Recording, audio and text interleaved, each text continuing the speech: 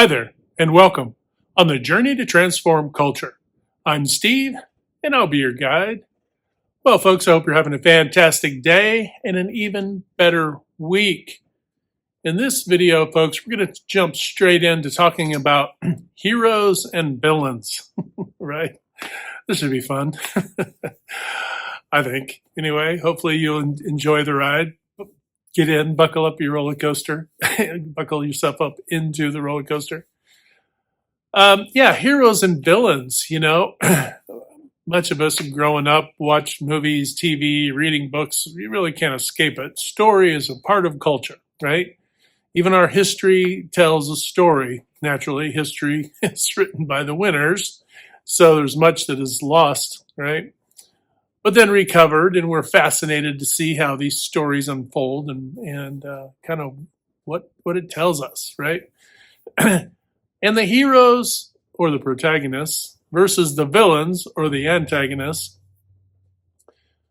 tend to follow kind of a trajectory, and in our culture, I should say when I was growing up, just leave it at that, it was pretty definitive. Your heroes, there were qualities to your heroes, right?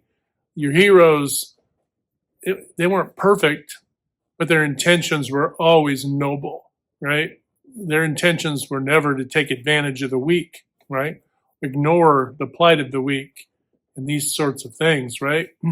They were there to protect the underdog, and you can, sift through all the heroes, whether it be, Old West or comic. These are a bunch of our fantasy ones, right? But then we have people who did amazing things during service to, to create and or defend freedom. And then we have, local heroes that do amazing things that save people's lives.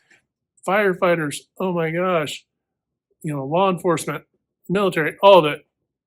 And then regular folks who step in, who never thought they could do anything. I remember a story once, and I think there were probably a few like this, but where, I don't know, a vehicle had turned over or something of the like, and either people or children were trapped in this vehicle, and an older woman got out of her vehicle, and she wasn't fit at all, right? But she summed up enough internal, summoned energy, right, or whatever, and she was able to move that vehicle. It sounded like she picked up the vehicle and spun it on her finger, but she was able to pick it up enough to help folks out, right? And these stories do burble up through our culture, but they often get kind of blown off as, yeah, whatever. They're amazing, right? And these are scenarios, these are miraculous, right? Where people were ever able to tap into something way beyond themselves. And I think what happens is, as culture has gone forward, is those people who have found themselves in the villain column really, I think, ended up there not so much because they wanted to be villains, because they were afraid. They had fear. They had fear that they wouldn't have enough. There was a fear of lack, right? And then that fear of lack created, they were more divisive because of that, because, well, I got to get mine, so who do I need to, push out of the way, right? And they may not have started out with an intent to hurt anybody, right? But as addictions can be, addictions of power and other things, those things can grow until finally somebody finds themselves, probably over time, well in the villain column, right? Not in the hero column. And that said, too, I did the video on the not on overgiving, but on service, right? People who serve, right? And then of course, you do have people who overgive, and then there are people who really do it out of validation, right? It really, that validation scarcity mindset really is what gets people into the villain column. But in this case, you have people who are neutralized because they've given so much of themselves, trying to, not necessarily trying to be a hero per se, but trying to help. And then there can be that hero thing too, right? Where somebody's like, "Oh, I'll save you," This has been a paradigm where I'll attribute it mostly to men, right? Where somebody has a hero complex, where they feel they have to come in and save the damsel, from her difficult plight and all these sorts of things, right? Which never ends up, never turns out well for anybody involved, really. So, but that's probably its own video. Okay, so but the heroes and villains, I think more often than not, villains find themselves, not all villains, of course, but many, we'll say regular villains, okay, not high profile villains, find themselves in those categories because of a scarcity mindset, right? A lack mindset, a fear mindset, a lack of confidence, just a significant lack in many different areas, emotionally and otherwise, right? And you want to see people heal. This is why it's difficult. If we use the tropes of old, where we've got to dominate, conquer, destroy the villain. Well, within that villain, down in that villain, believe it or not, there is a little spark, right? And that little spark is who they were before they became the villain, right? And that is who you're appealing to. That is what a hero appeals to, right? This is why your heroes don't really want to destroy villains, right? Now, there are scenarios we often see depicted where the hero has no choice, right? Because the villain is literally, just destroying everything to such an extent that they have to be stopped, right? But this isn't usual for our day-to-day life, right? This isn't normal. Most people is, oh, so-and-so took my pencil. Most things are fairly benign, but they tend to lean into that scarcity mindset. And so these are some things to be aware of. But the hero and the villain, right?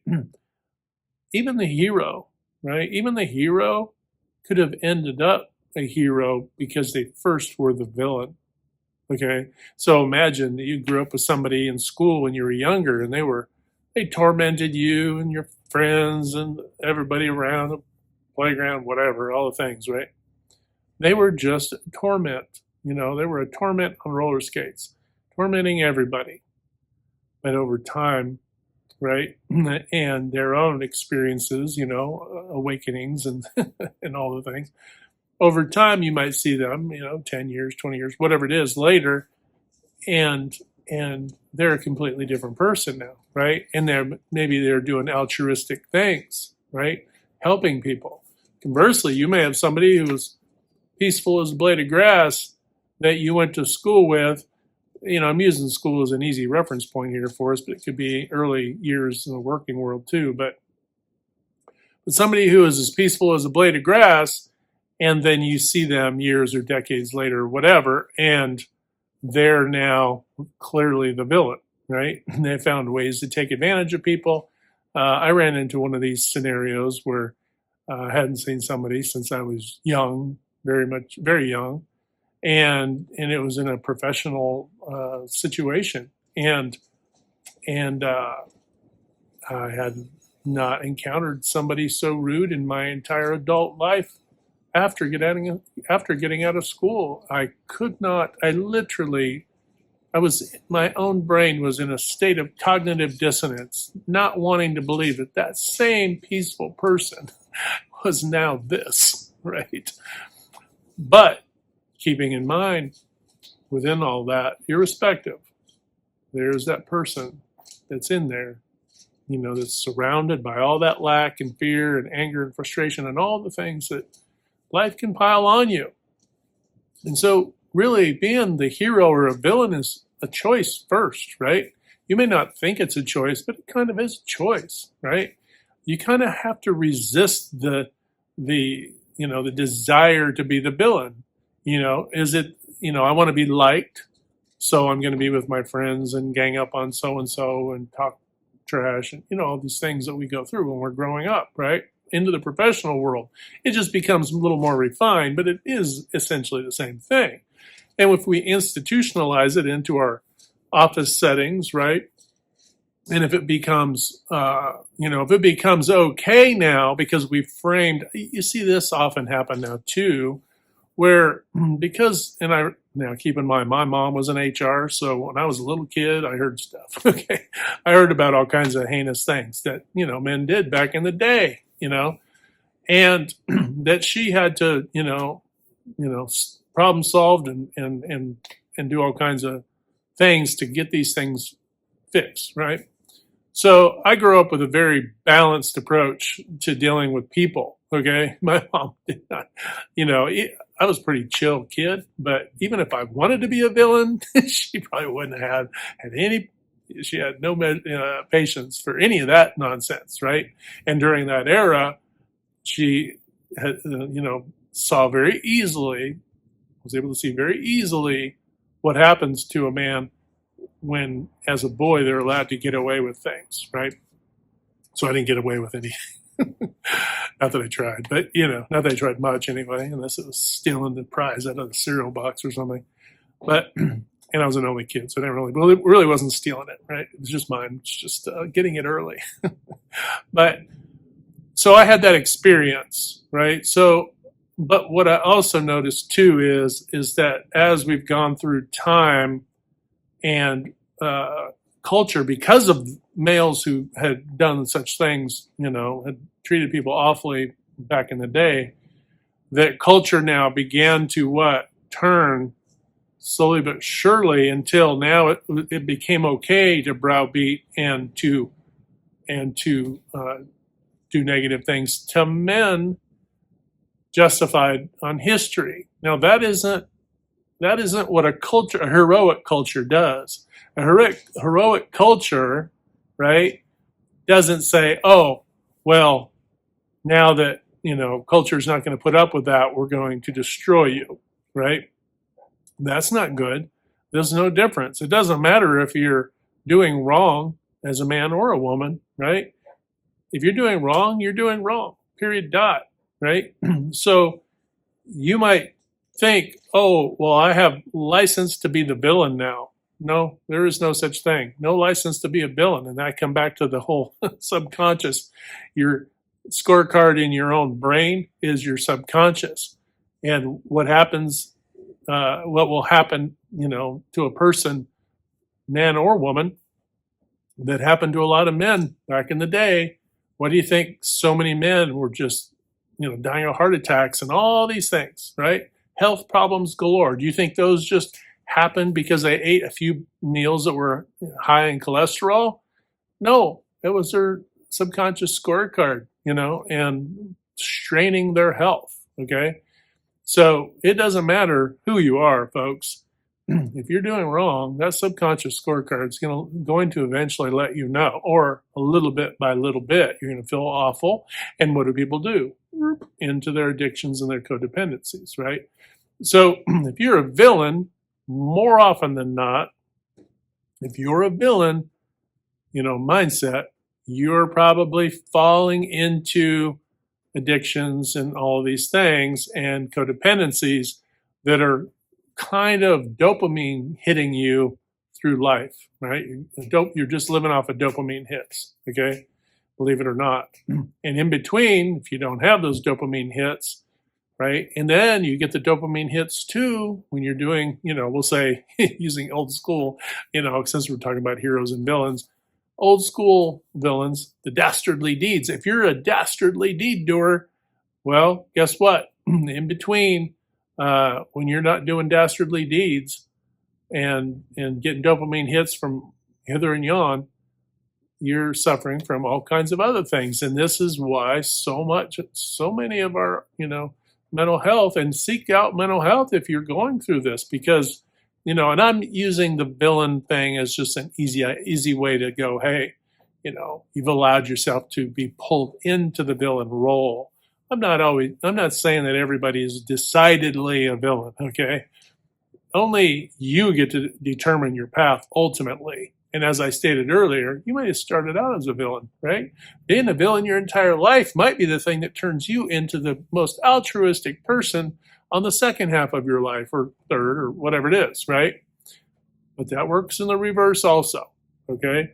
If you're a person who tried to do right by everybody, but it was for an expectation or a validation, then you finally have had enough and you're frustrated because you had an expectation that there was some reward for that, right? You weren't just doing, making good choices and helping and serving folks for the betterment. You were doing it for the payoff. Well, you're going to become so frustrated that now you're going to begin to dislike and hate the same people that you once helped. And that's actually the worst conclusion to the situation. Could have been as nice as a blade of grass, and now you're a wildfire, right? You may have started out as a wildfire, and now you're just as calm as a cool stream on a midsummer day. So heroes and villains, it's a choice we make, but if not making a choice, we can still be pulled into that villain role, right? We can still be pulled off center if we're not paying attention. So we have to be conscious, right? We have to be in the moment, in the present. And we can't, because otherwise, if we let ourselves become mentally complacent, then we're going to get off track. And we get off track, then things start going sideways. Now, there are those villains, right? People who are decidedly villainous, right? And how do we know if somebody's a clear-cut villain? We're not talking about now people just letting off the gas. We're talking about people who are manipulators and they're very toxic and they're manipulators and all of these things. How do you know? Well, I think it's pretty obvious. Those are the easiest ones we can find. But the villainous typically are trying to take care of their own needs first. They're not looking out for the people who are suffering or who are struggling. They're not willing to help others out. They don't believe in reciprocating, energy. It's like, hey, they're not going to be the one that helps you out, but they're going to be the one that lets you help them. Okay. So you could go on, but essentially this is where ideas like greed, right, and selfishness, right?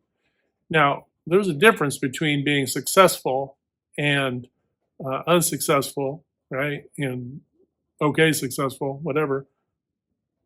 You could do all those things, and you could be any one of those people. You don't have to have much. You can be greedy and have nothing, okay? You have a greedy heart. That's what we're talking about here, folks. I'm not talking about materialism necessarily, although that could be an indicator of it. But it's a greedy heart. If you have a greedy heart, I've reached out to people here or there to see if they wanted to help out with a certain X, Y, or Z cause in the past, and these were people who had it to throw away. Let's put it in those terms, and they just no, thanks. I'm going to pass. And I didn't have an expectation, but I actually was surprised, right? When you're going to do an altruistic or a thing to help folks who are in need or in dire straits or whatever, you don't expect that people aren't going to want to help. But that occurs, folks. That's a greedy heart, right? And we have to police ourselves. That's not something we can force on folks. I would never want, try to make anybody feel bad for that. Because that is a lesson, right? That person is going to go through a path that leads them around eventually, right? But these are the things that we're talking about. If a person is so self-centered, right, that they just don't care. Sometimes it's not about doing or giving or any of those things. Sometimes it's, do people actually care, right? You can have a careless heart as well. Well, I don't really care, right? That's an easy one. Any one of us can fall into that any moment, any hour, any day, right? Well, I don't have time for that, and that sort of thing. Our time and attention are important, but our time and attention, we can be greedy with those. And if we're too greedy with those, then we can actually hinder others. That's when we need to make ourselves lean into the hero thing, even when it doesn't always feel great to do it. You may not feel like, oh, this is a dopamine hit. Not that you're thinking that, but that feeling that you get. You may not feel, nobody's going to know you did it. It's going to be all quiet, right? You're doing it behind the scenes.